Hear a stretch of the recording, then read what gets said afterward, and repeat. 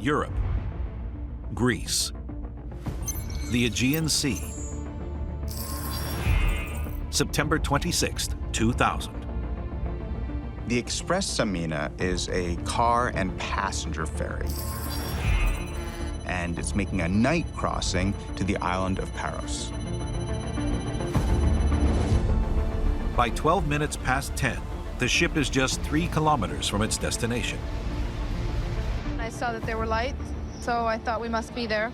And I went to stand up because I saw the shore. I figured we were close. But it's not the shore.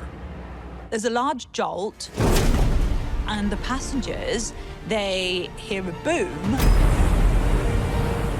and then a terrifying scraping sound. Moments later, the Express Samina starts to list to starboard. People screaming, and outside, out on deck, it was even worse. In less than an hour, the Samina is on the bottom of the Aegean Sea. The whole time we were on the boat, I didn't think we would make it. 80 people die. It's one of the deadliest maritime disasters in all of modern Greek history.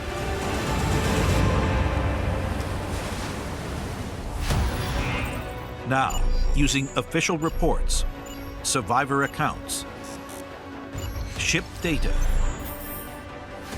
and expert analysis, we can digitally reconstruct the disaster to find out what went wrong.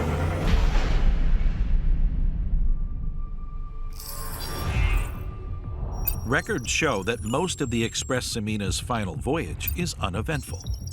She is just minutes from her final destination when she sinks. Survivors describe a sudden jolt, then this horrible grinding sound. Eyewitness evidence pinpoints exactly what has happened to the Express Samina. We were on the middle deck, and it was taller than the boat.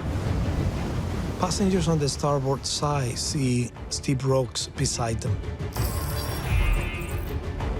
They've hit the Portes Islets, known as the Gates of Paros. But the ship shouldn't be anywhere near these rocks. The islets are clearly marked on navigational charts, and they're marked by a flashing beacon at night.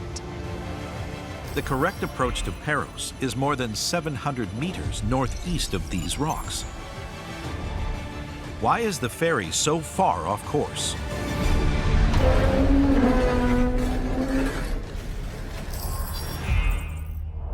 Records show that 2 hours before the collision, the autopilot on the Express Samina is engaged. The autopilot system on the Samina is a fairly basic one. It doesn't steer by using a GPS system. It literally just keeps the ship facing in the same direction. Could something have dragged the ferry off course without the simple autopilot spotting it? The sea that night is choppy with a 2-meter swell, and reports show that shortly after departure, they do deploy the ship's stabilizers. Stabilizers are fins that extend out from each side of the hull to reduce rolling motion in choppy seas. But the underwater investigation of the wreck shows something a little odd. They see that the port stabilizer, it hasn't deployed. That changes the behavior of the ship. With only the starboard stabilizer fin deployed, that's actually going to nudge the ship sideways off track to the starboard side. So the ship could be dragged sideways, but as long as it's still pointing in the right direction, the autopilot knows nothing about it and does nothing about it. And no one on the Samina's bridge checks. There's no record. The watch officer regularly checks the ship's actual position once the autopilot has been engaged. At 10:05 p.m., the officer on watch spots a light. It's the beacon on the Portes Rocks. The officer estimates that it's probably between 5 to 7 kilometers away and about 15 degrees to starboard. He's completely miscalculated. He's much closer than that, and he's on a collision course. 7 minutes later, the Express Samina slams into the rocks at full speed.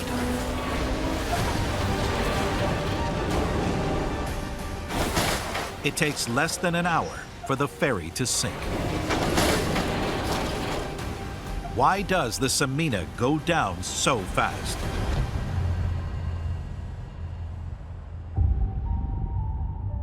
Underwater investigation of the hull reveals 3 tears in the starboard side. 2 of them are jagged rips that are clearly from the ship hitting the rocks. The problem is both of these are above the waterline. So they cannot have caused the sinking. Only the 3rd gash is below the waterline. And it looks very different. It's less like a tear, more like a puncture. And it lines up exactly with the starboard stabilizer fin. It looks like what happened is the rocks, they hit the stabilizer, causing it to bend back on itself, punching a 3-meter gash in the hull. But according to the ship's plans, that still shouldn't sink it. The Samina, it's built with 12 different watertight compartments. So even if 2 compartments are flooded, the ship will still float. But there is a vulnerability. The compartments are connected by watertight doors. The law requires that these watertight doors should be closed when the ship is approaching the land because of the increased risk of collision. But on the wreck, divers report that 9 out of the 11 doors are open. The problem is that crews, they often leave these doors open just because it makes moving around the ship so much easier. With the doors open, seawater floods through the lower decks unchecked. In just 3 minutes, 900 cubic meters of water flood the ship. That's 900 tons of water. But even after the collision, the doors can still be closed remotely from the bridge. Why don't they save the ship by closing them? After hitting the rocks, things go wrong fast on the Express Samina. Survivors report that a few minutes after the collision, the ship goes dark. The electricity failed completely. The stabilizer fin tears a hole straight into the engine compartment, where the electrical generators are located.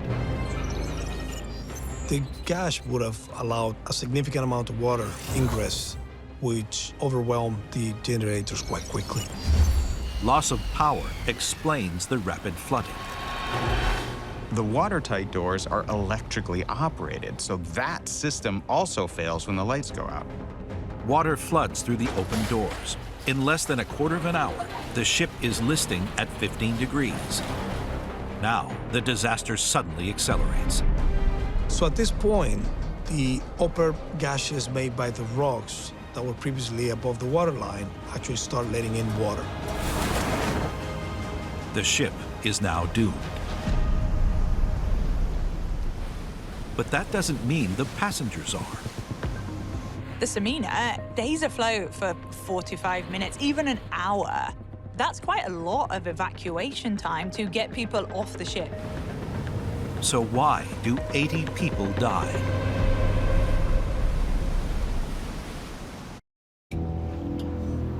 The safety of the Express Samina is primarily the responsibility of Captain Vasilis Yanikaus and his first officer.